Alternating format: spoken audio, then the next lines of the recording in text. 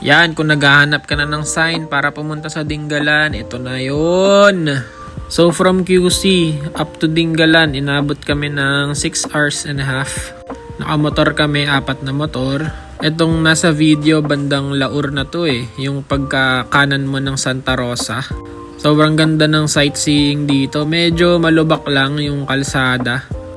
Lalo na yung pauwi, talagang magbibigayan kayo ng mga kasalubong. So, iandaan nyo na yung suspension nyo dito. Hanginan nyo lang yung gulong nyo ng tama.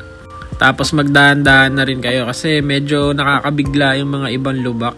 Yung isang kasama namin na bengkong yung mags niya. So, yung dinaanan namin, pabulakan, pataas ng Nueva Ecija, Cabanatuan, tas yun sa may Santa Rosa, kumanan kami dun sa sikat na gasolinahan doon. And then yun, dire-diretso na yun. Laur, Gabaldon. Ayan Gabaldon na. Sobrang ganda ng picture namin. Tapos Dingalan. Ayan, tapos papunta dun sa beach resort namin. Kalsada naman, pero may dadaanan kayong ganito. Ayan, dati nga sinasara pa to pero ngayon naka-open yan. Ingat-ingat lang kasi bangin yung gilid niyan, as in bangin. Mahulog kayo sa dagat. Ayun. So, bago pala kami pumunta ng resort, umakyat muna kami dito sa bundok. Dun sa may Pacific View Deck. Sobrang taas na ito. Ingat din kayo dito. Tapos nung pumunta pa kami, ang lakas ng hangin. Mabigat na yung motor ko, ADV 160. Tapos mabigat pa yung sakay. Pero natatangay kami ng hangin. Ayan, tapos pag pauwi, sobrang matarik din siya. Kaya magdahan-dahan kayo. Sobrang ganda ng view deck. Pagdating nyo dun, ito yung makikita nyo. Grabe, sobrang ganda. Ipin nyo lang yung Pacific View Deck. Tapos yun, after namin dyan, pumunta na kami sa beach resort kasi medyo pagod na rin kami. Tapos may kasama kami na walang tulog galing pa sa trabaho. Diretso na sa biyahe. Ayan, pero nag-swimming muna kami. Ganda dito. Tapos yun, nag-inuman lang kami. Then nagpahinga na rin. Kinabukasan, nag-stroll kami dito sa Dingalan. Yan, kung makikita nyo, hindi na uso yung helmet dito. Parang lokal na. Pumunta kami sa Lipit River. Ayan, ganito yung dadaanan nyo papuntang Lipit River. Magbabayad kayo ng 50 pesos per head na environmental fee. Pero promise, sulit.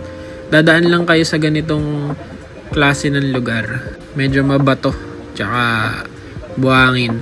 Kahit anong motor, kaya naman to. May mga nakita kaming click So, dahan-dahan lang kasi mabato.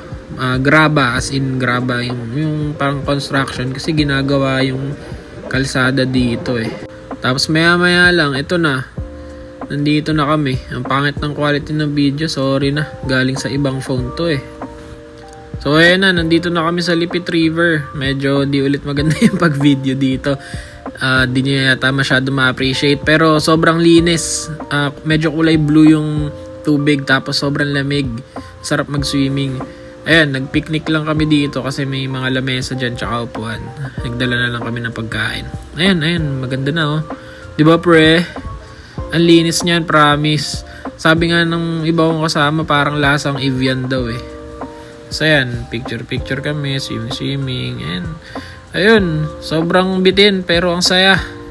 2 days kami dito sa Dingalan pero nabitin pa rin kami. So advice ko sa inyo, kung kaya nyo ng 3 days, go.